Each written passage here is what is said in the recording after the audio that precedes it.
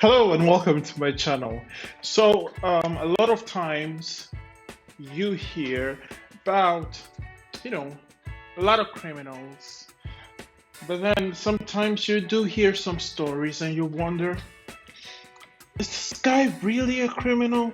Because they just do the dumbest things, and it's even hard for you to even understand how dumb these things are sometimes. But anyways, I have a few stories, and if you're new, consider subscribing, smash the thumbs up button if you like the video, and consider also sharing because it's gonna help me be able to grow the channel. And without further ado, let's get right into the video.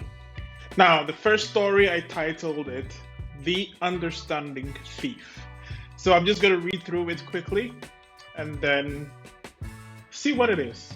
So on March 24th, 2008, an 18-year-old, basically still a kid because he's just 18 years old, but basically 18-year-old Ruben Zarate walked into Velasquez Muffler for Less, and basically that's the name of the establishment, Velasquez Muffler for Less, in Chicago. Now, at about 8 o'clock in the morning, wearing a mask and waving around a revolver. Now, I don't know if you're familiar with the revolver. A revolver is the one with the bullets. You need to take them in and put them inside this round thing that spins around whilst you're shooting. And so he goes into this place, waving a gun around and demanding for money. Now, the employees working there at the time explained that they couldn't open the safe, basically. Money was in the safe, they couldn't open it. And the only person who could actually open the safe was the owner or the boss. And he wasn't gonna come into work, at least until later on in the day. Let's take, for example, somewhere around noon or something. Now, this guy really wanted to rob this place. He was looking forward to making money. And guess what he did? This gentleman took out a pen and the paper, gave them both his phone numbers. I can't believe how stupid this person could ever be. He gave them two phone numbers and told them, you better call me once he's here. So basically after this, he left, and instead of calling based on other circumstances, these people actually called the police. And then the police came to this establishment in Mufti. That's how we actually call it in Ghana. I don't know. Usually if you have, or you're wearing a uniform constantly, basically for school, and you wear anything other than your uniform, we call it Mufti. So it's like house clothes or clothes that you can wear anywhere. That does not identify you as working for a student in a specific place. So basically they came around in normal clothes, not in uniform, and then they told the police what has transpired. So the police then instructed that they call them back, or they call this gentleman back. Stupidly, this guy goes back. Why? Because he thinks they have called him because the owner is around for him to be able to rob. So he basically goes back, and unfortunately or fortunately, whichever way you're gonna see it, is the police. He comes around waving the gun, demanding or making requests, and eventually one of the police officers shot him in the leg, injuring him, and then they were able to take him into custody. So basically he had the opportunity of dropping the gun, but then apparently he was charged the next day with attempted robbery and also aggravated assault at a police officer.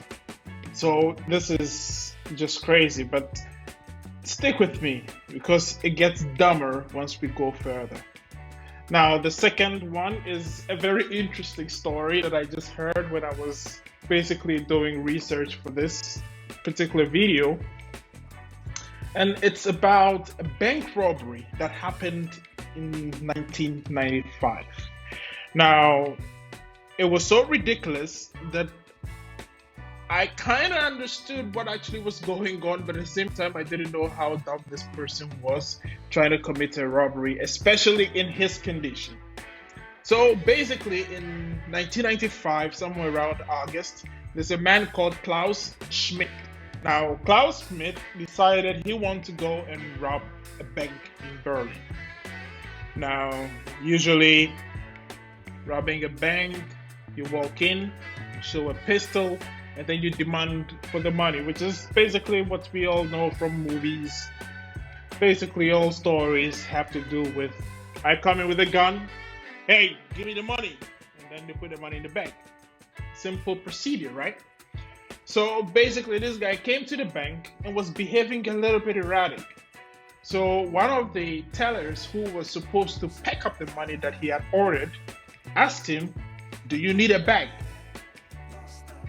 Now, this is a usual question because at the end of the day, let's face it, it's a lot of money. So obviously you will need a bag to put it in if you didn't bring one. So they asked him, do you need a bag? And this gentleman proceeded to say, and exactly what he said was, "You're damn right. It's a real gun." You're damn right, it's a real gun. In some ways, it might be maybe he didn't hear correctly because, I don't know, maybe something didn't sound right to him or anything like that. But then from the way he was behaving, the teller then understood that this guy was actually deaf. So this is a deaf guy going to rob a bank. So immediately after they notice this, the lady just, we usually have this button under the table. She just pushes the button and then sounds the alarms. The alarms are blaring very loudly, as you can see. I don't know if you've watched a lot of bank robbery movies. You would know it makes a very loud ringing sound. And this guy kept moving around, demanding, making demands, not understanding that the alarm had been set off. He didn't even hear it go off. And so basically the police show up. They arrest this guy. And guess what happens next? This guy doesn't take it as it is. He proceeds to sue the bank.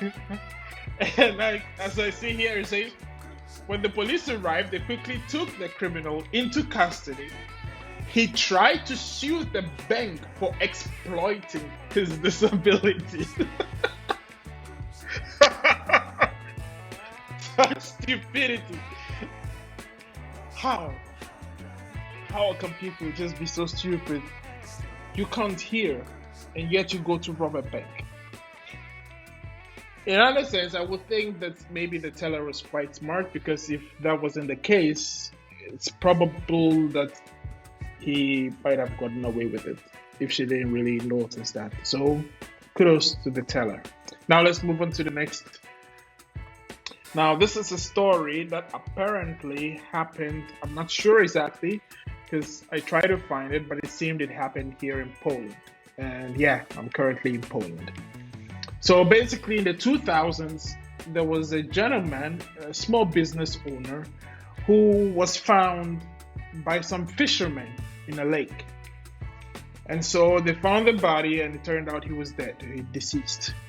So they found the body, and then the police started to investigate, but they were coming up with no leads. Nothing was going on. They didn't know how to be able to proceed because it didn't seem there were any kind of suspects or anything of that sort. So 3 years go by. This is something that happened back in 2000, and now we're in about 2003. And then the police find a book.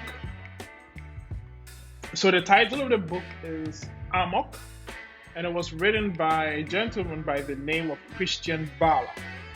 Now, when the police found this book and they started to read it, they realized that it contained so much detail and it had a lot of similarities with the case that they had 3 years ago. So basically, this case had gone cold, but this particular story was about a fictional character who also the main character seemed to be almost exactly as the writer of the book. And the crime in the book had so much information that the police did not even release to the public. So, which means that for this person to be able to write the book, obviously, it would mean that the person actually committed a crime to know those details. And so basically, this guy ends up getting arrested, is tried, and in 2007, basically, he got convicted and sentenced to 25 years in prison. And the crazy aspect is, first and foremost, you just snitched on yourself. Told everything what you did in a book. So I don't know what to say about that, but it basically seems like the same thing happening here, where he was so proud of what he did that he decided to snitch on himself. And then he told the judge that he was writing another book called The Lyric. He said in a whisper, whilst in court receiving his sentence, this book is going to be even more shocking. Yikes! This next story is something that happened quite recently, and I was fortunate to come across this story. It was actually the main base for me deciding to do some research to be able to make a video regarding all this, because it's just plain stupidity. So this case happened in Florida, where two, I wouldn't say teens because they're in the 20s, so two young adults, basically male and female. Now the male goes to a shop, let's say for example a shop, and then once he gets there, he tries to purchase some stuff. After trying to purchase some stuff, he asks for an application form, that's a job application, and he's given one. So he fills out the application with all his details, his phone number, name, everything. Now, after filling this form, this gentleman, or this young gentleman, leaves the shop. Now, after leaving, comes back later on to rob the same place where he left all his details. Now, that is not the crazy part. The crazy part of it is when the police interviewed the guy, he said, yeah, this is the guy, he came over, he did this, that, I even have his details, his phone number, everything. So that is done. They're already looking for him. And then his girlfriend, who he is with, in a house that they are in the process of burglaring, calls the police. Now, it's not for the reasons that you might think, that maybe they had a change of heart, maybe they felt bad about what they were doing. No. They called the police. She called the police and told the police that she was calling them to help them move their belongings. Mind you, they're still in the house that they just robbed, which is empty. And then they called the police to help them move their belongings. So the police show up. Turns out this a home, I wouldn't say invasion, but basically they broke in and started to burglarize the place. They arrest them and they ask her this question. So they asked her, why did you call us? And said, oh, we would like that, we wanted you to help us so that we'll be able to move our items from this house and then maybe help us to get to the airport because we have a flight that we don't want to miss. So not only are they calling the police to help them move the stolen items that they're stealing from the house, they wanted them to give them a lift to the airport so they can get back to New York.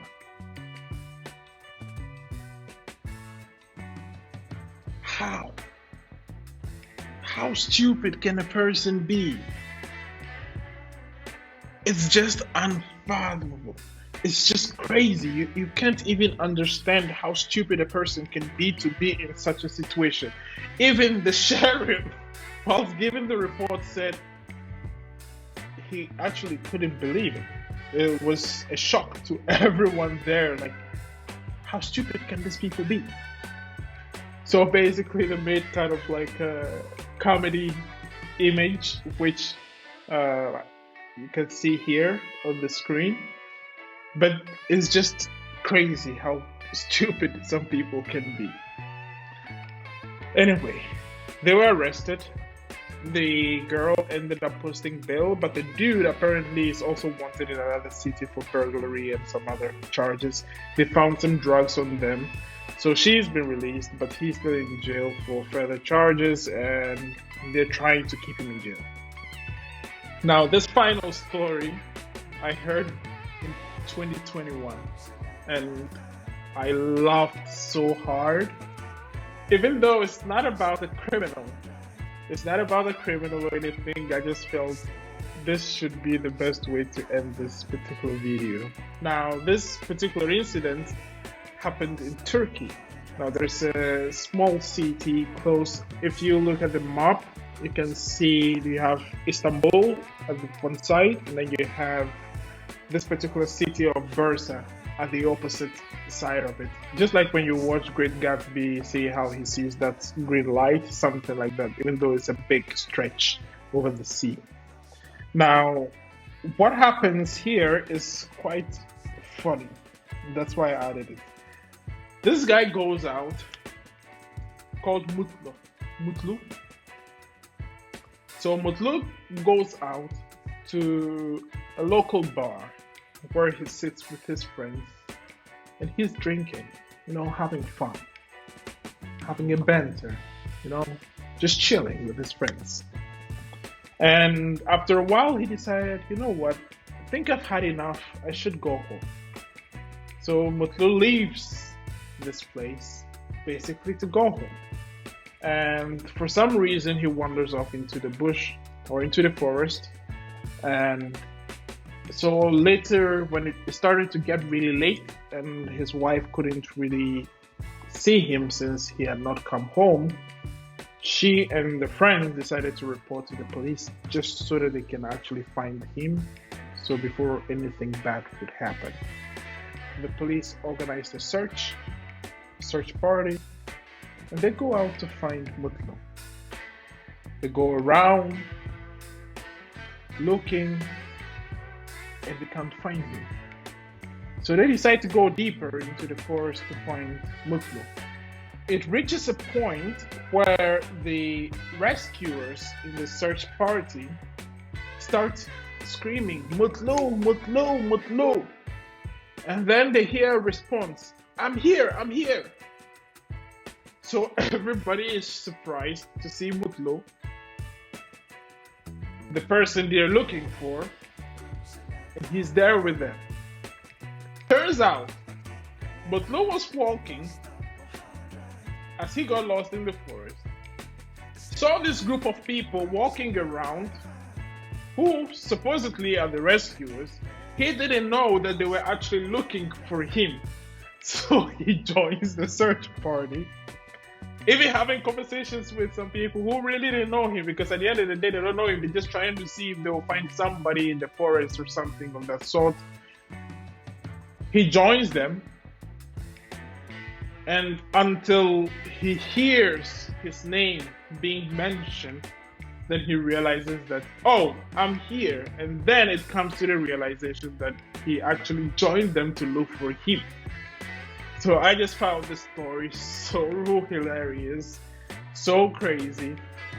And what happened afterwards was they took him, and he was apologizing to them and asked not to punish him harshly because his father will kill him, and this is a 50-year-old man. And so the police took him home, and he got reunited to his family. But it's not sure if maybe he received some kind of punishment for his deeds or anything like that, whether it was a fine or something, nobody knows. But I just think that this is the proper way to be able to end today's video. So if you're new here, consider subscribing. Don't forget to like the video, share it with your friends. That's it for today's video, and I'm looking forward to the next one. I wish you guys all the best, and until the next video, peace.